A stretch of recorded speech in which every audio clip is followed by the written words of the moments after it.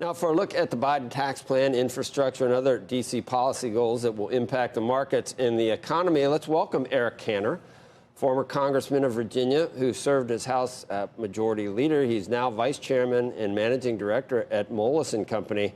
So we're going to forget that you're a Republican and in Congress just for a minute and just talk about your job at Moelis, Eric, and give me I like when people say, give me an honest answer to someone, because, it's like they're so used to the person not giving, it's like, be honest with me this time, Eric. But we've been talking about corporate rates going back to 28. We just talked about it again versus when people that want to raise the rates, they talk about we're not going to get in a race to the bottom with other countries. But we had Tom Farley, former NYSE head, on the other day. He said you go back to 28, you will see a less competitive landscape here. There'll be less money coming back here that we did start seeing, although people will say it was used for buybacks or whatever. But you could also see more inversions. You could see it be less attractive, even if it's only 6 or 7 points, less attractive at attracting global capital in the United States. As a Moelis guy, is that a fact that 28 would be detrimental to corporate profits? Joe, I absolutely agree with Tom Farley on the competitive aspect of our tax code right now. And if the Democrats get their way, clearly there's going to be a reduction in that competitiveness on the part of the United States. But I can tell you our clients at Moelis are all looking to see what actually is going to happen.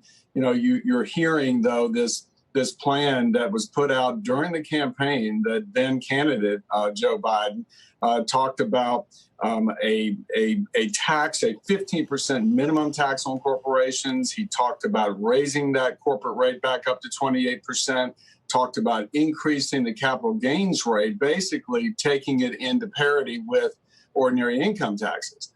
All of that does not speak very positively to economic growth. And that's where I think our clients at Moelis, as you know, deal activity right now is robust across sectors.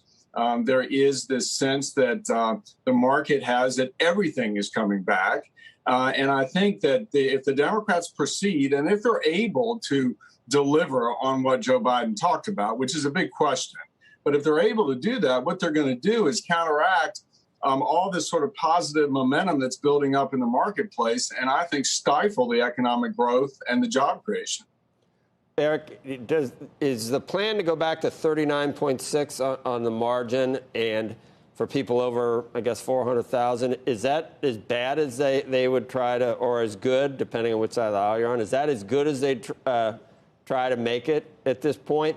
And there are some other things where you do see the money kind of get overlooked, a lot of money, whether it's through long-term depreciation or some of these things that are in the tax code have been there forever that could generate a lot of money without actually raising marginal rates or taxing capital gains or things like that. Are there ways to raise real money just by changing some of this where games can be played legally by people? Sure, but you got to remember, I think the incentives that are in place in the tax code, there are a lot of loopholes, there are a lot of preferences that have been put into the tax code along the way. In 2017, Congress tried to go and simplify somewhat, but as you, I think, suggest, those types of preferences are still in the tax code. But I think what the Democrats and what Joe Biden has been saying is very much based in a populist view that we've got to go tax the wealthy. And we continue to hear from the likes of Elizabeth Warren, from Bernie Sanders, that their goal really is about wealth redistribution. And I think that's when you get in the way of businesses continue to transact, continue to invest. And we're going to see a slowdown in this anticipated real skyrocketing of the economy if they're able to do that. Now, you talked about the individual rates at the top end. That is a very attractive sort of position for the Democrats, because what they're saying is, hey, those wealthy people, they're making too much. And so I suspect if they're able to get the Democrats to go along with this, because remember, they've got a real problem in the Senate. I mean, because they've got to get unanimity among Democrats, completely, all of them, including Joe Manchin. to go along with whatever they're going to do.